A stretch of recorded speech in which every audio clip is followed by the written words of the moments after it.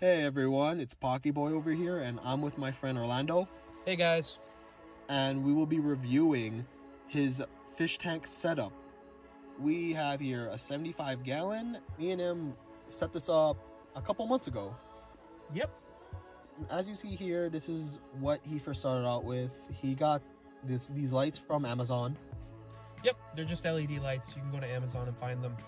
These have a daylight and a night light sort of setting. You leave the blue light on at night, that way the fish can rest, but it can help the plants and algae grow if you want that. And right now, these are the pebbles he got. Yep. So in an aquarium, you can do bare bottom, but I like having a substrate. That way the tank looks nicer, and it, at least to me, makes it feel more natural. So here we have, this substrate was from Pecco. I ordered it because the Pecco near my house didn't have enough. They had like one bag. When it arrived, interestingly enough, one of the bags had actually ripped. So what you're seeing right here is us attempting to save all the stones and not pour them all over my basement floor. We failed, but we're pouring them out of the box. That way we, A, have access to them, and B, that way it's easier to wash them, which is what we're doing here. Yeah, you always gotta wash your rocks before you put them in the tank, because as you see here, it makes the water all like mucky. All that dust and everything gets in there. Yeah, as the stones are being transported, they grind up against each other and they make, think of like fine sand. And the problem with that in a fish tank is that it floats around and it makes the tank look very murky, dirty. But, well, we'll talk more about that in a bit.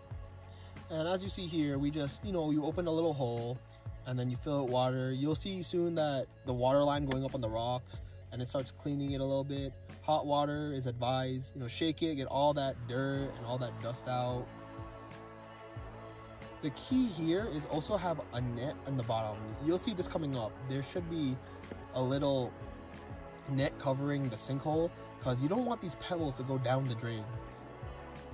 Here's me doing that with the net. You don't want any of these pebbles to be in your sink. This will clog your sink, and you'll pay for hundreds to fix this. I don't know the exact cost. I mean, it depends on a plumber, but yeah, you don't want to do that. It'd be a waste of money. Anyway, after you get them washed off, you're good to go ahead and put them in your tank, if you didn't know that.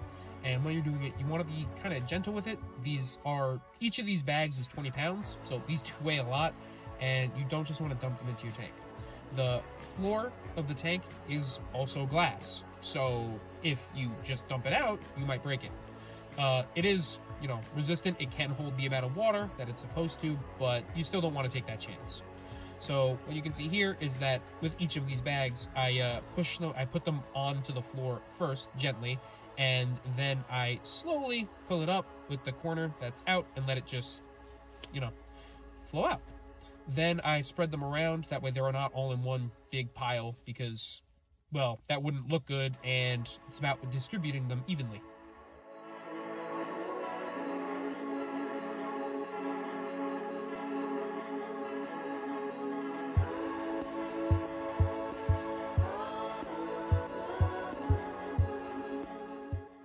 In the back, you can actually see one of the air lines, because they have two sponge filters in the corner.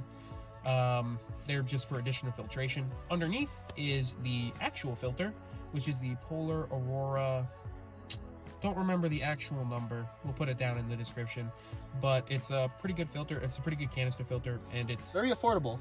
Very much so. I have two of them for my fish tanks also, and I like them. They've been with me for a while. Yep. Then over here, we have the background I got. I only really got this because I do have other lines back there. Mainly the one that you saw before, which was for the air pump, for the sponge filters.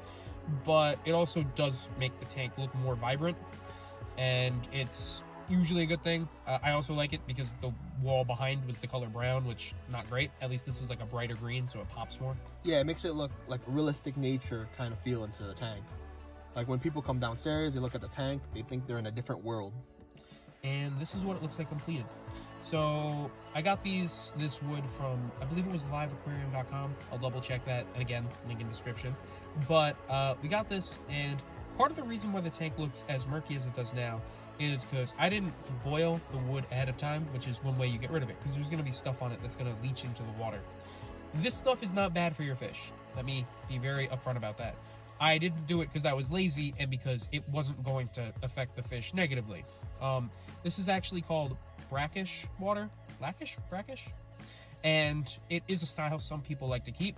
If this isn't what you like, you can either boil the wood ahead of time, or you can do this and it will clean out as you do your water changes. I have all the discus in here, and I haven't taken them out or anything. I got them, I put them in this tank, and they've been there. This is their home, and they have had no problems. They've been growing in here. I have a pleco, I have 4 cories, and all the fish have been fine. I haven't had any issues, so leaving the water like this is not a bad thing. It's okay, as long as you have enough filtration, as long as the biological filtration set up, meaning that you added your quick start, everything works well. What kind of discus are these? They're just discus. Oh, I don't commons? know the names. Yeah. I Okay. think they're wild discus might be the name. Some of them, as they'll get bigger, will have better colors. But for now, they all look very similar to one another. Like you can see that one has a stripe on his eye. That's pretty cool. Yeah, and these are all babies too. You'll see coming up that they got really big. Oh, and they get even bigger. Yeah, I personally like the color of the water right now. Like, again, I like the more nature-looking color of tanks. This one gave me like a swamp, not really a clean swamp. I don't know if that makes any sense, but like, you know, in a pond, you know, all like natural feel to it. But I can also understand how people don't like the way the brown water looks. Yeah. One of the other things you'll notice is that some of them are nipping at each other. If you are interested in getting discus and you got them when they're young, they're going to do that. It's called juvenile sparring, and the reason you do that, the reason why you get a bunch of them and not 2, is because if you get 2, they'll fight to the death and kill each other. If you get a bunch, it gets spread out, and you can just enjoy it. And here's the finished product. Yep.